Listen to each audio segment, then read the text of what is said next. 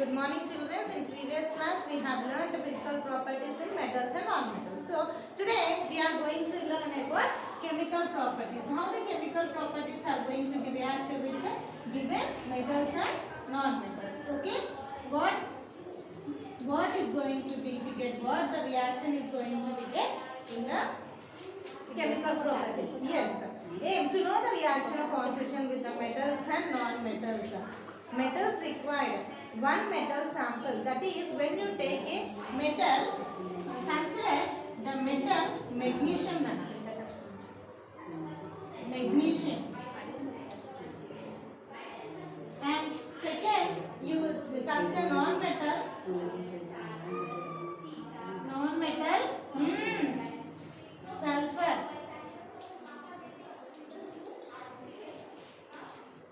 Sulfur. So take a spirit lamp and also Bunsen burner and litmus paper.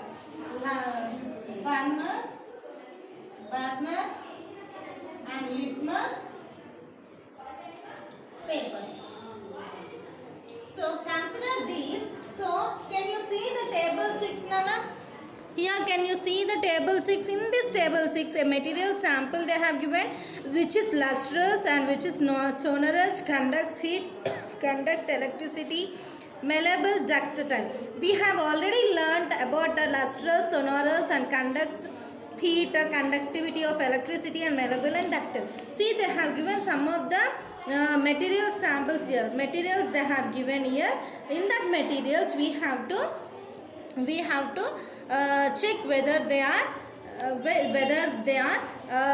lustrous, sonorous. You know the meaning of lustrous. Yes, the which looks bright and which looks light, non-lustrous and lustrous. So sonorous means we listen a sound or not conducts it, which means which gets a heat from one place to another place. So it conducts a heat. Now conducts electricity, which the electricity is passing from these materials is called which conducts electricity. You should take that. Then malleable. So when continuous the blacksmith continuous beating, which turns into a thin shape, and also ductility, a thin flat surface it becomes, so that it is to be considered as the material which is considered here, materials that will be acting here, which is lustrous, sonorous, conducts heat, conduct electricity, malleable, ductility. You have to complete that. So now coming to the procedure. Take a small strip of magnesium. Take a small strip of magnesium in this and note its appearance. Burn it. Note the appearance for burning. Take a small quantity of powdered sulfur in deflagrating spoon and heat it on a spirit lamp. Collect the ashes from magnesium in test tube. Add some distilled water. So from this we have to add water and also we have to distill water, and for that a sulfur powder is also poured, and we have to take a small quantity of powder in sulfur, a deflagrating spoon we have to use and heat with a spirit lamp. So after collecting the ashes in a magnesium in a test tube, so we have to add some distilled water to some. So we have to test the solution with red litmus to blue litmus paper.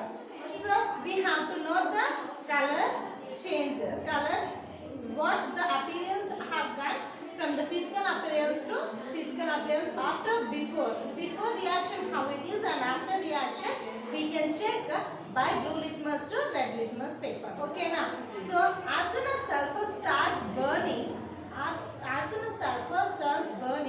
so it introduces spoon into a gas jar and cover the tumbler with a lid to ensure that the gas produced does not escape. Remove the spoon after some time, but after try to complete the jar covered and add a small quantity of water into a tumbler and quantity replaced with the lid. So after that, shake with the tumbler well. When we shake that, the solution with the red and blue litmus paper, how they are going to be changed. Before appearance, we have to, before how the blue litmus papers are reacting with the water when they are added with the magnesium and sulfur powders. So how they are going to be reacted with the so after reaction also how these are red and blue litmus papers are changing. So when they are burning the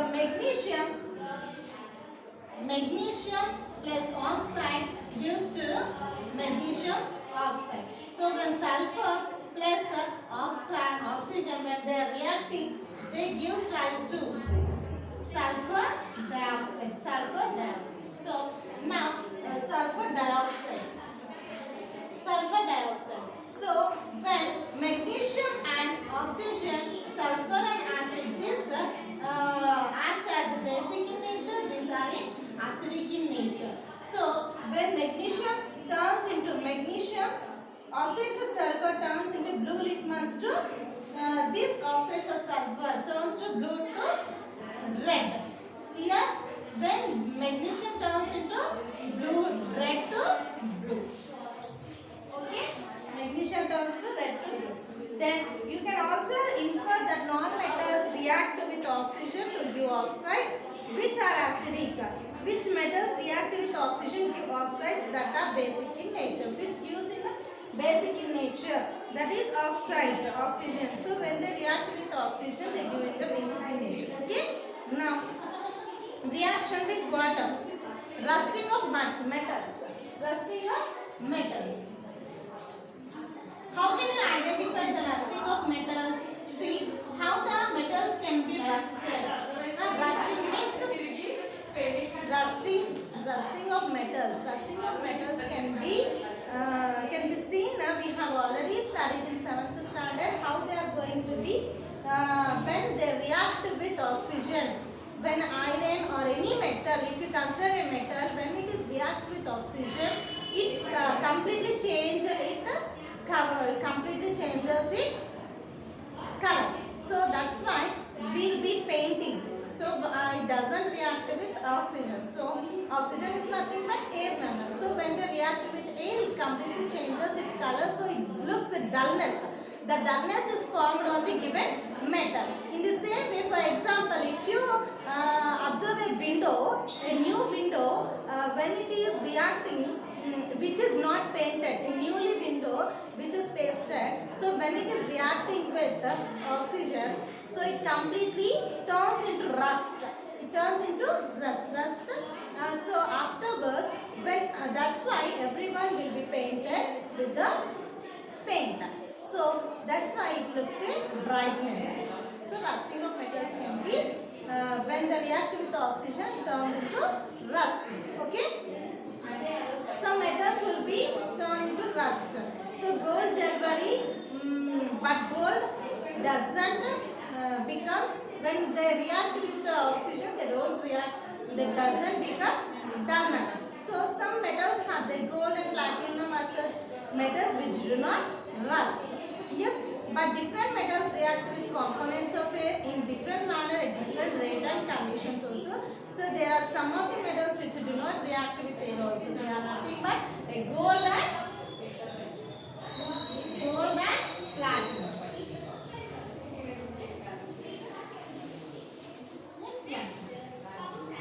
So reaction with water.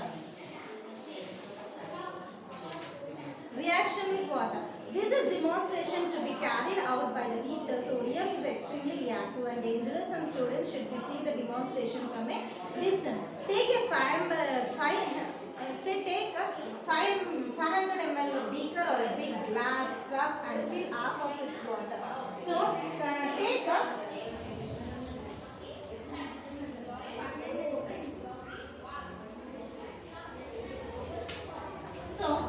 consider a beaker, 500 ml of beaker. Consider. So now take a big glass cup and fill half of it water. Take the sodium. Half of it water you have to fill with water. Take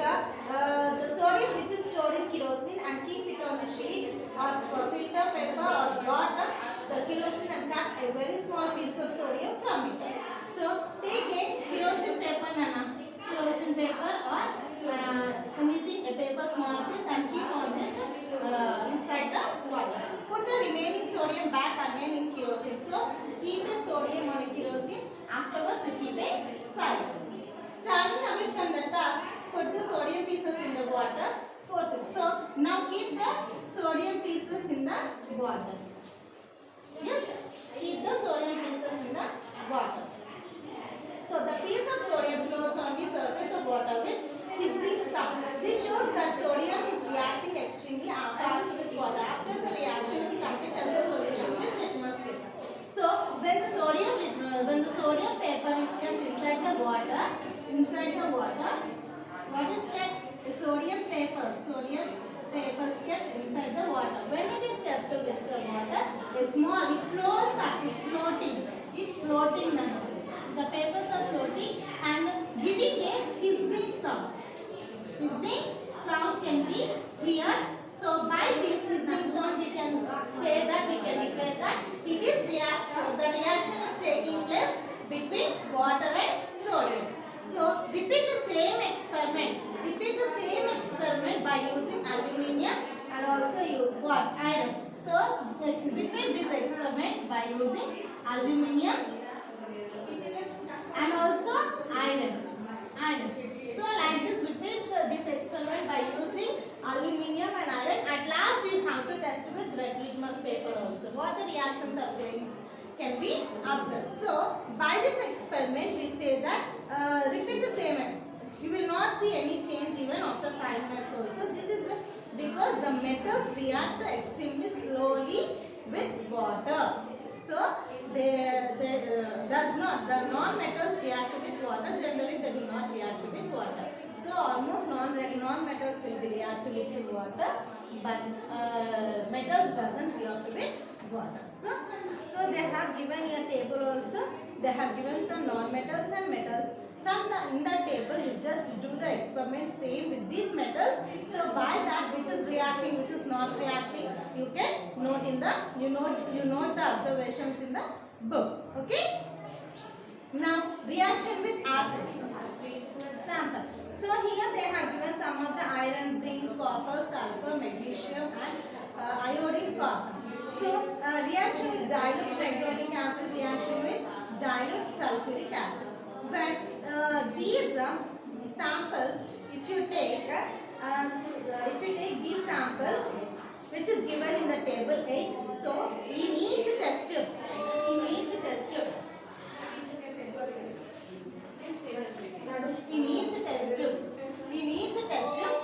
you are going to add these materials. In each test tube you are going to add these materials. So when these test tubes are going to be kept with reaction with the given samples, afterwards it will be reacting with the measurements. So when these separates, add 5 ml of hydraulic acid, that is dilute hydraulic acid is kept in each test tube. HCl is kept in each test tube. HCl is kept in each test tube. So after adding the hydraulic acid in each test tube, what the reactions are going to be taken? Observe the reaction. If you find no reaction, keep the test tube gently. If you still there is no reaction, add 5 drops of concentrated hydraulic acid. Now bring a burning matchstick near the mouth of the test tube and observe what happens. Record your observation in the table. So when in each test tube you are going to add a hydraulic acid, that is dilute hydraulic acid you are going to add. When after adding, you just burn it. You just burn each test tube. So after burning, you see some reactions. If you doesn't see any reactions, so add concentrated hydraulic acid. After adding concentrated hydraulic acid, this sound indicates, you see a pop sound. You listen a pop sound. By that, it indicates that the presence of hydrogen. We found that some metals react with hydraulic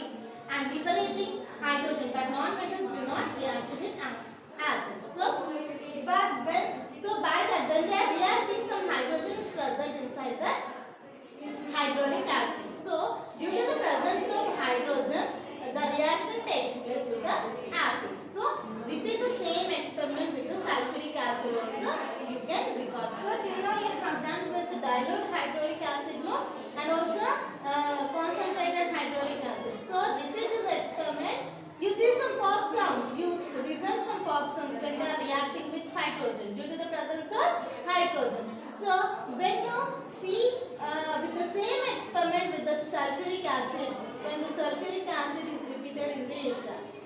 You see the same sulfuric acid that can be done in the observation. We got the observation. So now reactivity of metals.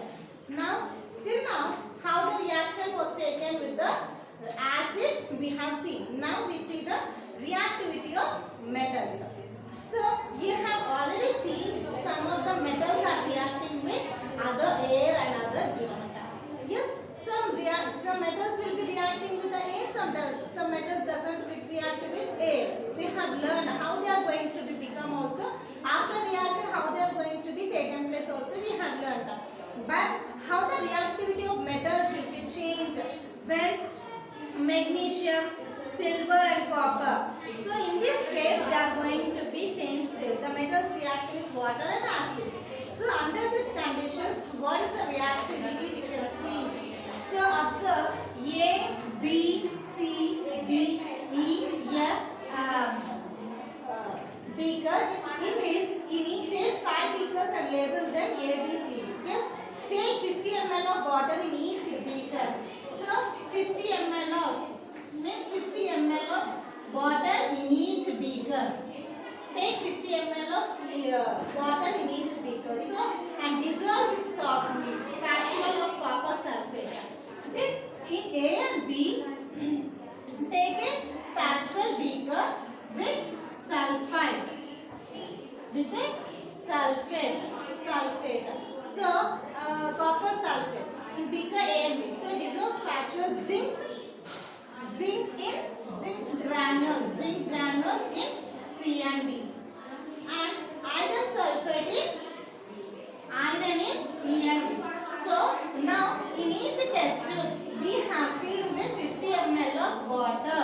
In each test tube we filled with 50 ml of water. After that we are going to mix with a spatula. Using a spatula we are going to add sulfide in A and B. In A and B we are going to add a sulfate, and also in C and D zinc granules. In iron, E and F spatulas are using. So leave the beakers undisturbed. So don't touch. So everyone in beaker. So record the changes in each color. In each beaker you just observe the color changing. So solutions in beaker A, beaker B, beaker C, beaker D, beaker E. What you are going to be observed? What you are going to observe is the blue color of copper sulfate disappears and powdered red mass of copper is deposited at the beaker A. We have blue color of copper sulfide. We see the upperward, and a powder of red mass can be seen at the bottom of the 2 glasses. So and also notice in beaker B, copper is found bottom of the beaker at the same time, and also we see the nail light green also sulfates also solution. So in beaker A, zinc displaces copper from copper sulfate. Zinc displaced from copper sulfate rises to colorless zinc sulfate. Iron displaced copper from copper sulfate, leaving light green sulfate of iron color. So totally copper sulfate plus zinc.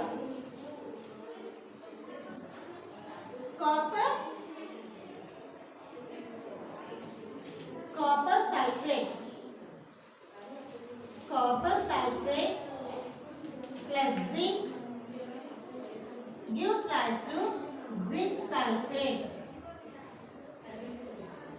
Zinc sulfate plus copper. When copper sulfate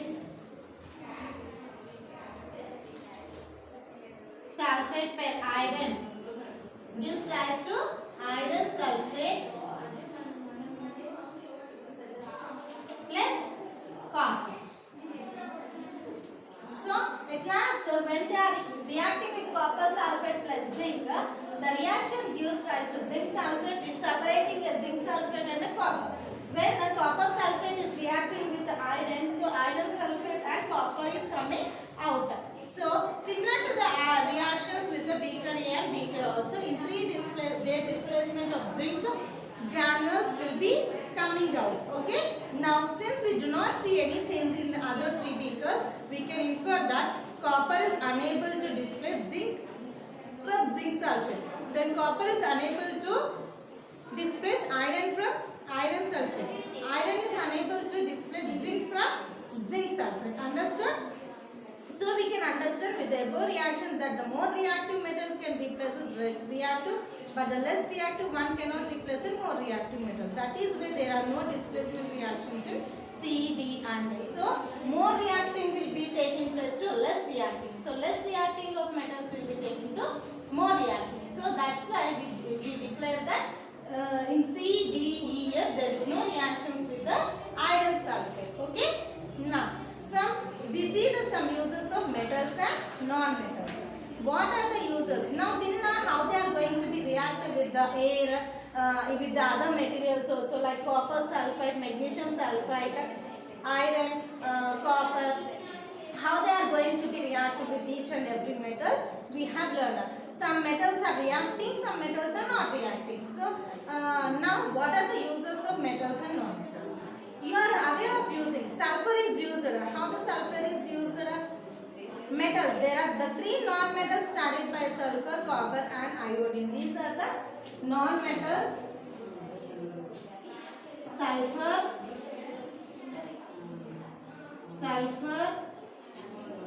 carbon, iodine. So let us about their uses. Sulfur is used at making fires, crackers, gunpowder, matchsticks and antiseptic ornaments. It is found in onions, garlic, eggs and hair and nails. Where you can see the sulfur mostly in crackers, in the fireworks. That is gunpowder, matchsticks also it is used as a gun. Sulfur. You can see in the ornaments also. You can see the in onions, garlic, eggs also, hair and nails also we can observe that. We can see the sulfur. Now activator of carbon can be seen in mostly in the purification of system water. Iodine can be seen for the medical purpose. Yes. Now uses of metals. Uses of metals. How the metals can be used? Silver foil is decorated on the sweets and the aluminum foil can be seen on a thin packing food materials. Yes, aluminum, copper are the mixture where we are going to be used like a currency, coins and medals and status also.